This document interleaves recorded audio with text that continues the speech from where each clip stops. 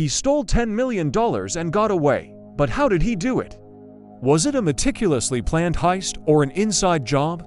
Stick around till the end to find out in today's episode of True Crime. It was just another ordinary day at the National Cooperative Bank on West 49th Street when Bernard walked in.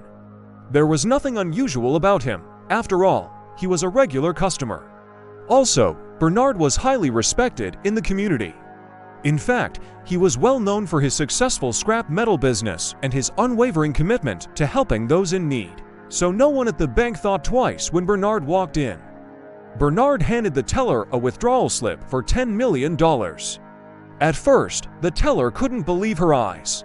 That was a huge sum to hand over to just anyone.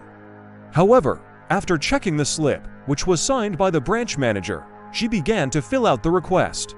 The money was in Bernard's account, and there were no holds or other restrictions, so it wasn't a difficult decision.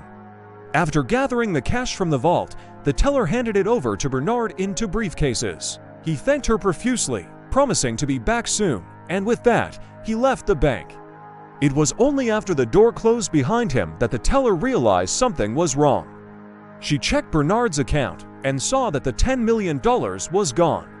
As if reading her mind, the bank's manager arrived at the scene and confirmed her suspicions. They had just been robbed. At first, the police were confused. How could such a large sum of money be withdrawn without anyone noticing? The manager claimed he had no idea why the teller hadn't stopped Bernard. She was shaken and tearful, claiming she had assumed the withdrawal was legitimate since the request had been signed by the manager. But he wasn't at his desk when she needed him. The investigation took a surprising turn when they discovered that the manager's signature on the withdrawal slip was a fake. His real signature was in an entirely different handwriting.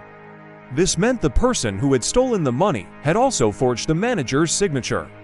But who would do such a thing, and where was Bernard? As days turned into weeks, the police found themselves in a labyrinth of false leads and dead ends. The pressure was immense. The bank demanded answers, and the public was growing impatient. But the case seemed to be going nowhere. Bernard had vanished without a trace, leaving behind a web of unanswered questions. Then a breakthrough came when one of the bank employees recognized a piece of paper in the video footage. It was a memo issued by the bank's own security department. Why would their own security issue a memo that aided in the robbery? What was the connection between Bernard and the security department? They needed answers, and fast. Following this lead, they discovered a secret off-site document storage facility where the security department kept confidential documents.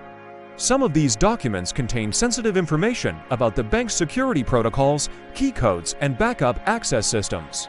Someone had stolen them and used the information to pull off the heist. But who had taken the documents? The answer shocked them. It was Bernard. Over the years, Bernard had established a reputation as a pillar of the community. People couldn't understand how someone who seemed so upstanding could be involved in such a crime. But as the police dug deeper, they uncovered a side of Bernard no one knew existed.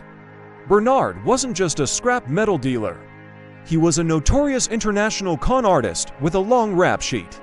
His seemingly legitimate business was just a front for his criminal activities. He had used the same tactic in other countries, posing as a successful businessman to gain the trust of bank officials and stealing millions. But what had led him to steal from the National Cooperative Bank? The answer lay in a series of complex financial transactions. Bernard had slowly siphoned money from various accounts under the guise of legitimate business deals. He had created a tangled web of shell companies and offshore accounts to launder his ill-gotten gains. In a desperate attempt to cover his tracks, Bernard had forged the bank manager's signature using a stamp, but it wasn't as foolproof as he thought.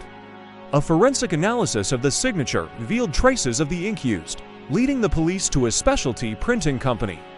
The owner of the company matched the description of the mysterious third person seen in the security footage. But the trail went cold again until another witness came forward.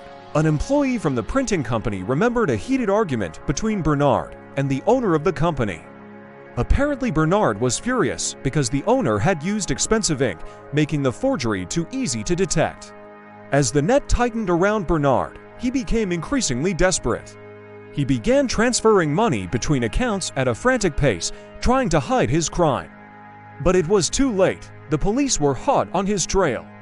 With the evidence stacked against him, Bernard made a final desperate move. He transferred the stolen money into an account in Switzerland. The Swiss authorities refused to cooperate, citing strict banking laws, but the police weren't deterred. They worked tirelessly to gather enough evidence to prosecute Bernard for money laundering. After months of investigation, Bernard was finally arrested, but his capture was only the beginning. Recovering the stolen money was proving to be a monumental task. Tracing the money through a maze of international transfers and shell companies was like finding a needle in a haystack. However, the police were determined to bring Bernard to justice. With the help of Interpol, they tracked down the Swiss account and managed to freeze it. Although they couldn't get the money back immediately, at least they had stopped Bernard from spending it. The trial was one of the most anticipated events in recent times. Everyone wanted to know how someone like Bernard could mastermind such a sophisticated heist. Bernard's defense was that he had been set up by the bank manager, who had forged his signature without his knowledge. But the evidence against him was overwhelming. In the end, Bernard was convicted on all counts and sentenced to 20 years in prison. However, this was just the first chapter in the saga. The fight to recover the stolen money was far from over. Working with international agencies, the bank managed to retrieve a portion of the stolen funds. But a significant amount was still missing. The bank had to take drastic measures, cutting jobs and closing branches to compensate for the loss. But perhaps the most tragic part of the story was the impact on the individuals involved. The bank teller, who had followed protocol but still lost her job, was left traumatized. Despite being innocent, she became a scapegoat and couldn't find work in the industry again. The bank manager, who had masterminded the theft with Bernard, disappeared and was never seen again. Some say he fled to a witness protection program, while others believe he met a more sinister end. As for Bernard, he is serving his sentence in a high-security prison. But even behind bars, he continues to elude the authorities. He has refused to reveal the location of the remaining stolen funds, leaving the police and the bank empty-handed. This case raises several questions. How can we trust those we see every day? How far can greed take a person? And what lengths will people go to protect their ill-gotten gains?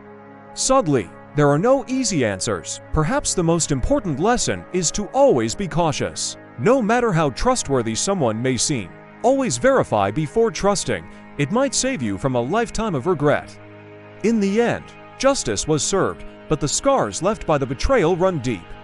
The case of the $10 million heist serves as a reminder that appearances can be deceiving and that greed knows no bounds.